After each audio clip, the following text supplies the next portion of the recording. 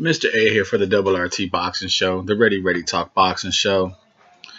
Just watched the WBC Super Featherweight Champion Miguel Berchelt destroy Jonathan Victor Barros in a totally unnecessary mismatch.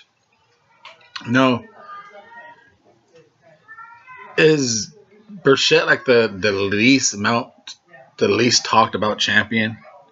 You know, he defeated Vargas, who, Vargas, yeah, he was undefeated, 2 draws, a rock'em sock'em robot. He went away from his boxing to get more fan talk, by rock'em sock'em for HBO contract fights. Paid the price against Berchelt. Then Berchelt gets the belt. You're like, okay, his first defense against former champion, wasn't it Mora? What was the Asian dude's name? Yeah, Mora. Face it, Mora's he's a hard-hitting guy, a one-trick pony, but he's like a Ruslan Barakakev. He hits hard. You got to be on your P's and Q's for all 12 rounds, but it don't take much talent to beat him. Just the dude could take a hell of a 5-punch, and he's gonna be in your face for 12 rounds, but he wasn't crafty. And then he goes on after that. He fights Maxwell Awuku and Victor Barros. Now, I get it. The Awuku was like his third replacement. The guy who just retired, Christian Mares. He wanted, at the last man, I think he wanted more money, so that fight fell out. And then his second replacement pulled out, so Awuku steps in. He could have delayed the fight, could have got a better opponent. So you kind of want to give him slack, but then again, it's on his record, and that's who he fought, Awuku. Knocked his ass out in the 3rd round. Then he goes and fights Jonathan Victor Barros. Now, from usually what I'm understanding, he beat the champion, so he gets a voluntary fight, which was Mura. And then he fights. The mandatory was supposed to be, I think, after that was supposed to be Marius, the guy who retired. That fight don't fall through, so Awuku steps in. Now his other voluntary fight, in which I don't even see why the WBC even okayed this. Jonathan Victor Barros, the guy, 41-5 with 1 draw. He's moving up in weight, and I get it. Usually when someone moves up in weight, so he moved from featherweight to super featherweight. Maybe he's top 3, top 2, top 4.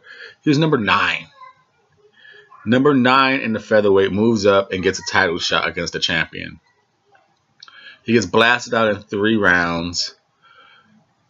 And then I get it that they're trying to set up the Miguel Roman fight. Miguel Roman, he blasted some nobody out in 2 rounds.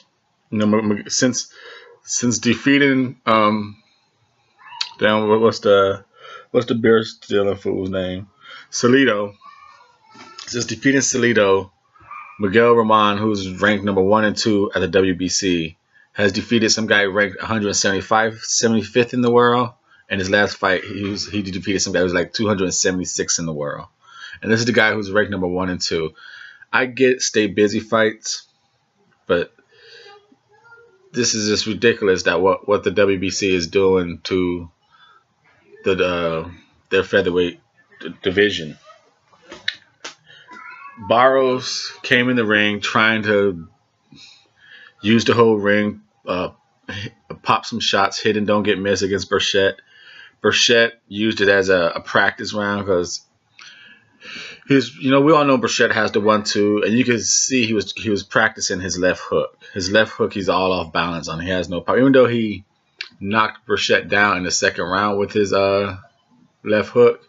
It's more because Barros was backing up in a straight line with his hands down, and the left hook the whole fight. Berchelt was like really overextending that left hook, going off balance with it, but it caught him backing straight up, and he fell. Third round, he caught Barros with a right hand, kind of like on the grazed his temple, and Barros kind of like lost his balance a little bit and fell with both his hands down on the floor. You know, he got up and just after that just got a barrage of punches in the corner, body shot, body shot, body shot, head, head, head, body shot, body shot. Then he moved to another section of the ring, just a barrage of punches. The corner came. The guy actually stepped in the ring instead of throwing a towel. Stepped in between the fighter and the referee, like, no, I want like that. And the referee's like, well, okay, you know, like he's in here. And Barros is, you know, no, why you do it? But it was a complete mismatch. That's why the corner did it. It's like, man, you know, we're coming up in weight. You don't have the power to fight this guy. You're an older cat.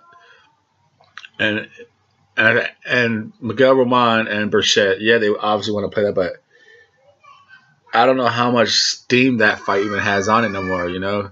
They should have tackled that fight right after he defeated Orlando Salido. Because now whatever little luster that Miguel Roman has off that is gone. You know, people don't...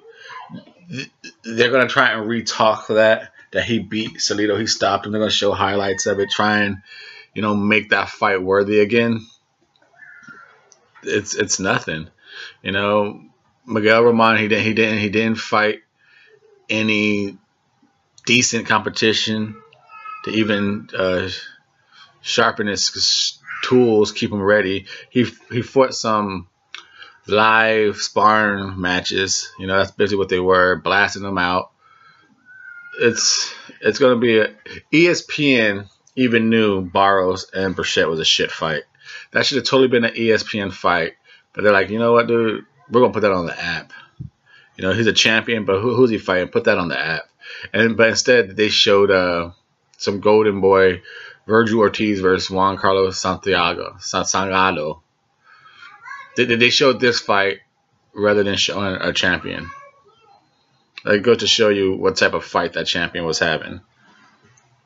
So, Berchelt did his thing. The least talked about super featherweight champion.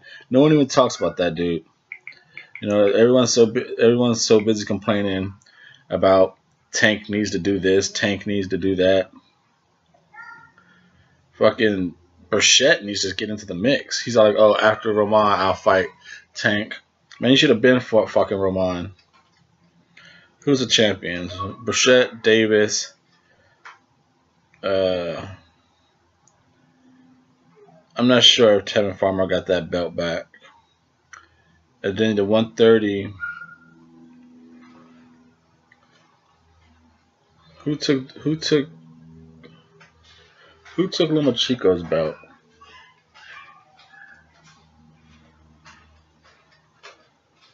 Does he still have it? I don't know. I don't know if Lomachenko even gave that belt up. But I'm looking at the boxing scenes where they still have him as champion.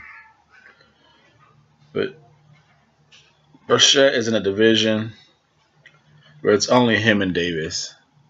And yet, that super fight for that division is not even trying to be made. And if Berchelt I get it. Berchelt, from the fights I've seen all these nobody fights he's been fighting since he's been the champion. The dude gets big-ass crowds in Mexico. So if he wants to keep that fan base going, I've been pushing for since I created this show for a year now. Berchelt and Johnny Gonzalez in Mexico. That'd be a fantastic fight. At least you got someone in the ring with some threat of actually winning the fight. Johnny Gonzalez is a threat. This is the Double RT Boxing Show. I am your host, Mr. A. If you have not subscribed, please subscribe. Hit that thumbs up. Follow me on Twitter. I'm newly on that RRTB show, Double RTB show. I try and get on that more often, but I'm slowly getting on that thing. Thank you for subscribing. If you have not, please subscribe.